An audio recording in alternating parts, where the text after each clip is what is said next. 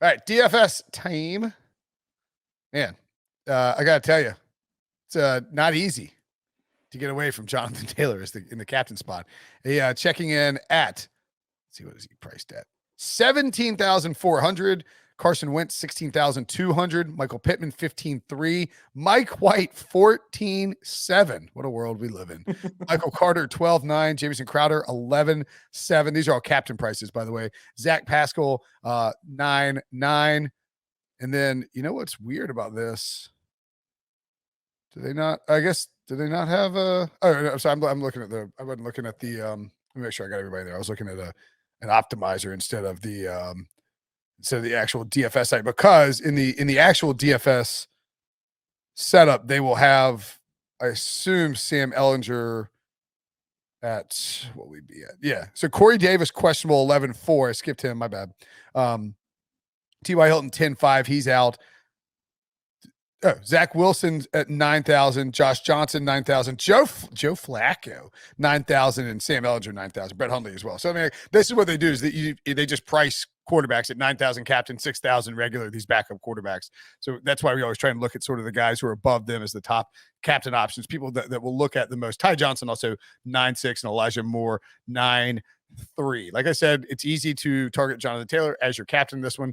I mean, if this game follows the theoretical script, 45.5, low total, huge favorite, Jonathan Taylor is going to see a ton of work and likely run the ball a bunch, but you may be going in a different direction. Yeah, I just think, again, I love Jonathan Taylor in this matchup, but I do think, could it be a little bit chalky? I think that this is one of those games where it's a bad one side really bad, not a lot of stars, and the other side is probably somebody that most people drafted or saw be drafted in the first round of their season-long drafts in Jonathan Taylor. So I think they'll just gravitate towards him. I do like, and he is a little expensive, so it's tough to kind of construct a great roster with him and still have some of these stars. To me, I don't mind Carson Wentz as your captain. It goes away a little bit from that, okay, they're going to get out to a crazy lead, and then it's just going to be Jonathan Taylor the rest of the way and start piling up. It's almost, if you love going over on his touchdown props, which, Will, I know that was one of the overs that you have, maybe you kind of lean this way with Carson Wentz, just because if you feel confident that he's going to find the end zone a couple of times, that's where you go. And then to me, you can still kind of construct a pretty good roster. I have Michael Pittman, Jonathan Taylor, and then I'm coming back around with Michael Carter and Keelan Cole as my two Jets to kind of hopefully, get some, hey, we're coming back, we're going crazy. And then the last one, and I think that this one could be a little bit of a sleeper. My final guy in this lineup is Marlon Mack. I'm kind of curious to see how Indianapolis decides to use him in this game, because obviously, Jonathan Taylor is their absolute star. Nyheim Hines is their passing down back. And you saw last week that they really didn't use Marlon Mack that much. And I do wonder if that was by design. And what I mean by that is, did they not play him that much because they knew the trade deadline was coming? Did not want him to get hurt because he was somebody that's always been in kind of these trade rumors. I know that earlier, a few weeks ago, or maybe a month or so ago, Kansas City was reportedly talking about him. He was a name that was being dropped around. He was inactive a few weeks ago. As well, when there were trade rumors popped up for the first time. And then, yeah, totally. I think if you thought they were going to trade him, you don't play him a ton against the Titans. Right. And so now that the trade deadline's gone, it's like, all right, well, we have him. Let's use him. And let's kind of get back to where we were maybe a little bit towards the beginning of the year, where he was getting a little bit more touches. So I just kind of want to see what that looks like. And I feel like he's someone who might not be that highly owned. Again, he's cheap. So it's maybe he gets, in a ton of lineups that way just because he can fill out a spot. But to me, I'm interested to see how he does. I like that. I think, see if this will work. Oh yeah. I'll tell you what. Now here's a lineup. I don't mind that lineup at all. Now Carson Wentz, the one concern I would have is that if you have Taylor and Mack, there is a chance that Carson Wentz is under this game script, under the game script that we're talking about. If this is a Colts get lead, run football, there's a chance that Carson Wentz comes out of this game with minimal production relative to his salary, because the Colts just aren't throwing a bunch. And like TBD on, how that actually plays out. I think, and the other thing I would say too, is that there's a really good chance that we see like 35 to 40% of these rosters, these lineups at 4-4-2 construction, as in 4 Colts and 2 Jets. So that's just one thing to think about from a lineup construction standpoint. I do think you can get a little bit different if you go with 5 Colts and 1 Jet. I just don't think that'll be very common. There are some guys that are so friggin' cheap. Marlon Mack. You can go. Our buddy Ashton Doolin is $200. Stone cold men, as I think is the term in the industry term, right? I mean, $200 you can get him in there. You could go Marlon Mack and Ashton Doolin for $1,000 total in your spots, and you have plenty of room to work with. I'm actually, and I'll be perfectly frank, I only thought of this because you said it, because you mentioned him.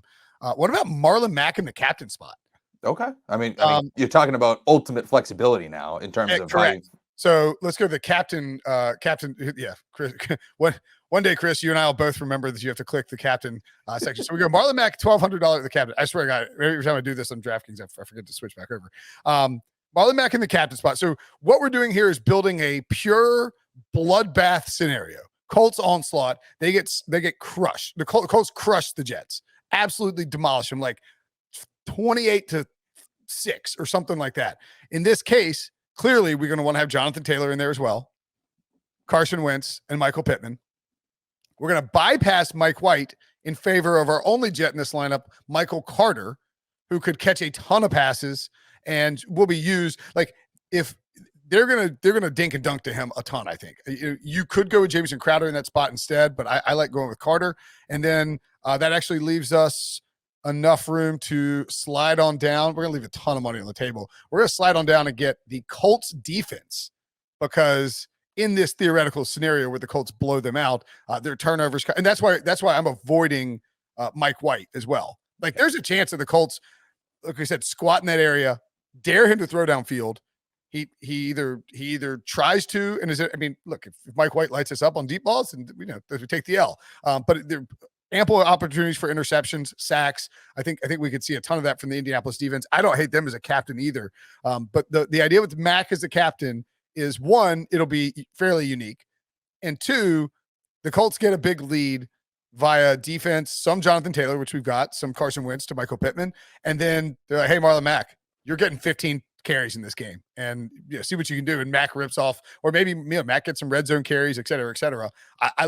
You credit to you for the Mack idea. I just spun him into a captain spot. Yeah, no, I don't hate it in terms of, again, you're talking about ultimate flexibility. If you don't even want, if you want to just go complete onslaught, you could fit Zach Pascal, you could go Mo Alley Cox, you could go, wherever really you want to do outside of, if you want to keep it with just Colts. I mean, you can't really do Mike White, but like outside of that, you can pretty much cater to that however you want, if you want to keep all those guys in there and just kind of play around with either the Colts defense or not. No, I don't hate it. It's just, I just find Marlon Mack interesting because I know we often talk about like, oh, some of these teams want to showcase talent. Like, I know Evan Ingram was a name that, a lot of teams talked about, where it was like, oh, this could be a showcase for him going up against the Kansas City Chiefs right before the deadline.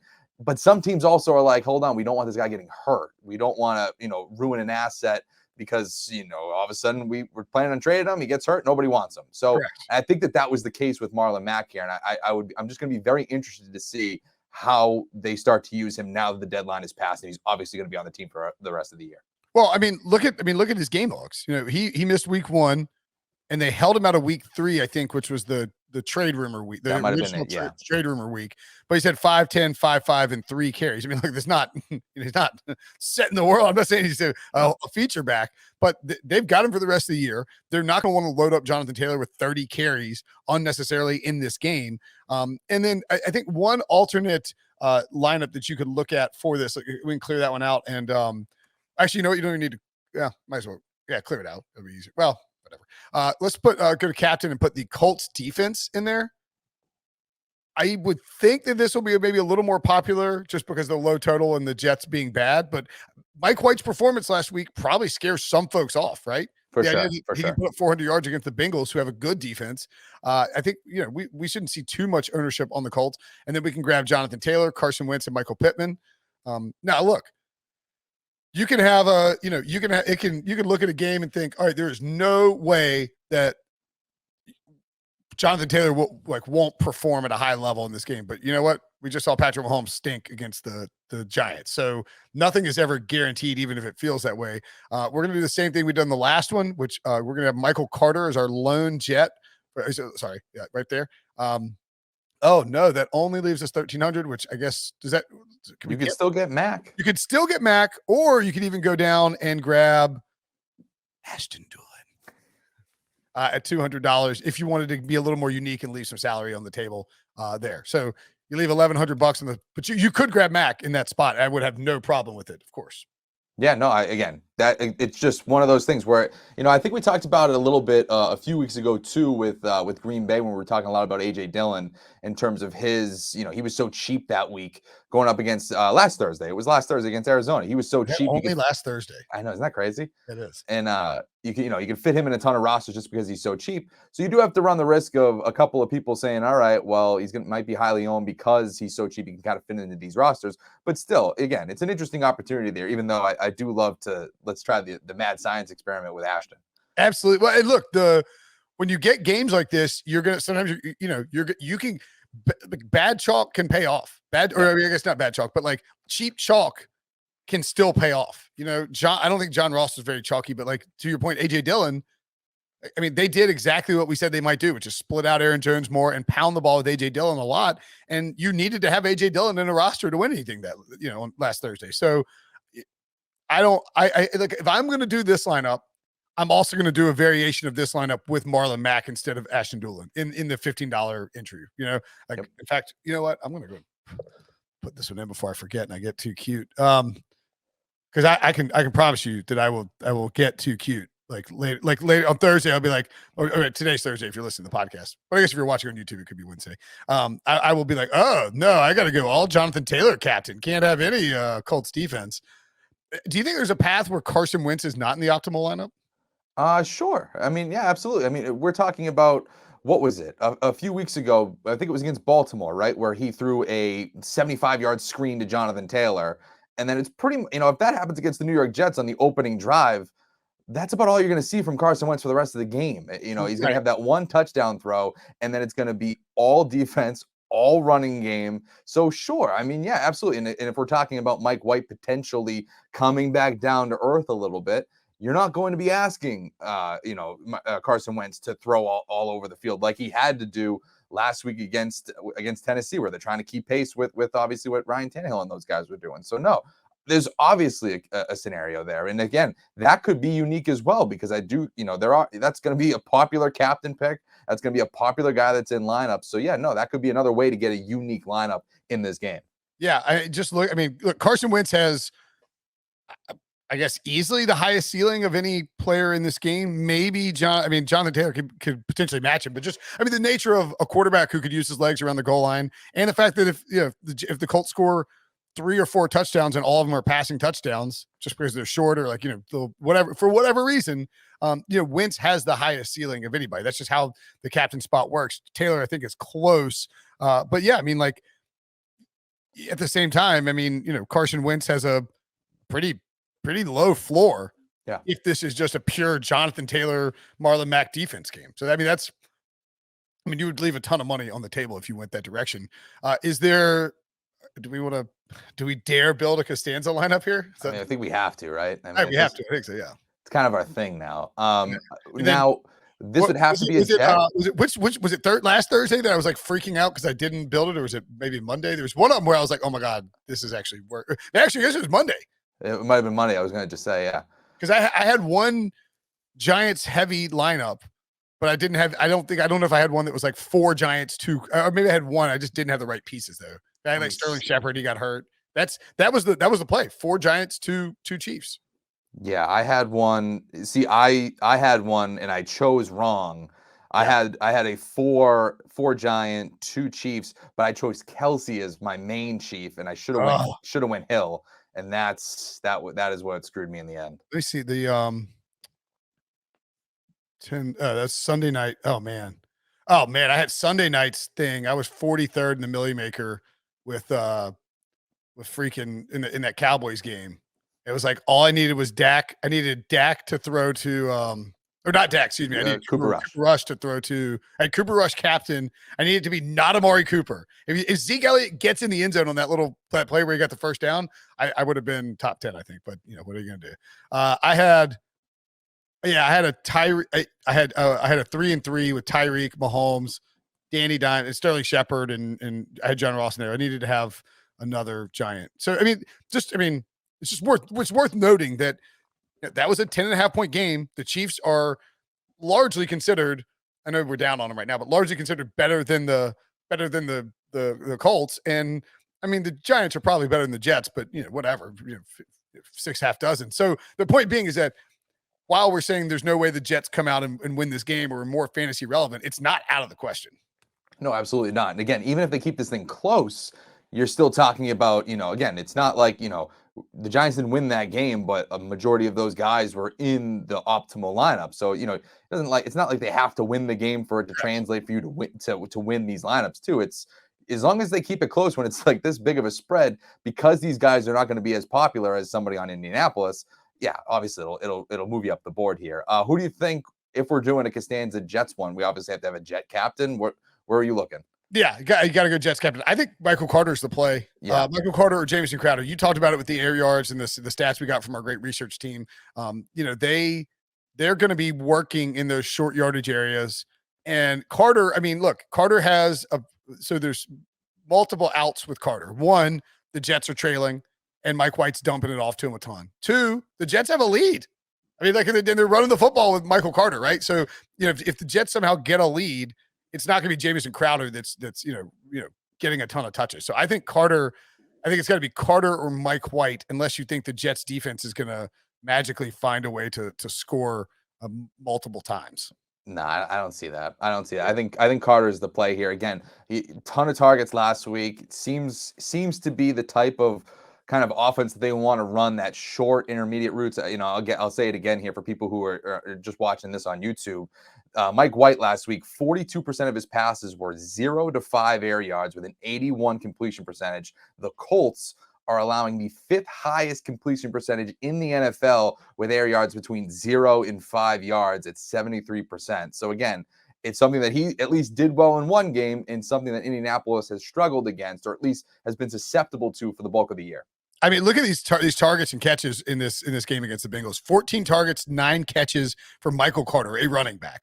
6 targets, 5 catches for Ty Johnson, a backup running back or a secondary running back. 6 targets, 6 catches for Elijah Moore, the rookie wide receiver. 9 targets, 8 catches for Jamison Crowder. And none of these guys have, they're averaging like 10 yards a catch. But this is like a design dink and dunk offense is what it was. So if we go Carter there, we probably have to have Mike White as well. I think we're looking at a 4 Jets, 2 Colts lineup for this Costanza one probably. So Mike White, do you want to add? All right, well, let's pick our 2 Colts then. Is it okay? Is it JT and Wentz, JT or Wentz and Pittman? I was going to go Wentz Pittman because again, if we're talking about them trailing, they sell out and they stop. They sell out and they stop. Jonathan Taylor. Is that what the idea being in that? And again, we're talking about Bizarro land where everybody's assuming, Taylor's probably gonna be the highest owned captain in this. So, probably one of the highest owned players in general on this game. So again, we're going weird. He's probably not in this lineup. So JT's first 3 games of the season, he's going to be like 80% owned. He had 42 carries for 171 yards, 4.1 yards per carry. That's 14 carries, 57 yards per game, no touchdowns whatsoever. He has been substantially better the last 5 weeks. 79 carries for 478 yards at 6.1 yards per carry, and he has 6 touchdowns in those 5 games. Also 13 catches, 195 yards, and a touchdown. He's been a monster. He is going to be by far, he might be 30% captain, honestly. Maybe he'll be 20 plus easily. I think it is a dangerous game here that we're playing to fade Jonathan Taylor, but it's also, we're playing a lot of Jets. So, and I guess the other thing too, to think about when you're building this roster construction is are we playing this as the Jets are winning, or are we playing this as the Jets are coming back? Because that, if you think the Jets are coming back, then Taylor probably needs to be in the lineup as well. Well, it depends. Yeah, again, we could go very similar to Monday night where it's Giants don't win, but they're close. Yeah. So No, we could. I think that's what we do with Pittman and Wentz here. Yeah, for sure. Yeah. All Okay. right, so Yeah. we need to add 2 more Jets to it. I mean, oh, now the one thing about that is it prices you out of Jamison Crowder. Interesting. We can get Elijah Moore in there. No, we can't because we don't have because $100 left. it doesn't really give you that much wiggle room. I wonder. And Wentz is cheaper than Taylor. What if we did? Would it be insane to do 5-1 Jets and the only one is Jonathan Taylor? No, I mean let's try that. Let's take out Pittman and Wentz, just because I think in this scenario it's probably a lower scoring game. Let's go with JT, and then we can add Jamison Crowder. Yep. And so we got 4,000 left, or roughly 4,000 left. So we could go either Ty Johnson or Elijah Moore. How about Elijah? Yeah, I was gonna say I feel better with Elijah. Yeah, let's go Elijah, because we're thinking just dink and dunk. We're thinking this is the type of lineup where it's like JT is pounding the foot, like they are pounding it with JT the whole game, and we're also dinking and dunking. So we have 1,700 left. Let's see what that gets us if we scroll down there, Chris, and see what we grab from the Jet. Get all the way down to 17, around the 2,000. Ew, stinky. It is not. Ryan Griffin. It's not great. I guess we could go Marlon Mack here. And it's the Colts dominate on the ground, but Mike and like the Jets don't even bother to run the ball. It's just dink and dunk and dink and dunk. That is a very unique lineup. Yeah. If that one hits, we're winning $1 million. I mean, that is $1 million lineup or a negative $15 lineup. I mean, obviously we have to play. I'm not going to screw. We got to play this. This is my problem with these showdown slates and why it's such a mind bleep is that we sit here and we do these shows and we were talking for 50, 45 minutes or whatever it is. And I'm like, this is just crazy enough to work. Yep. And then it's like Thursday at 7:55 and I'm slamming lineups and I'm like, I can't do that.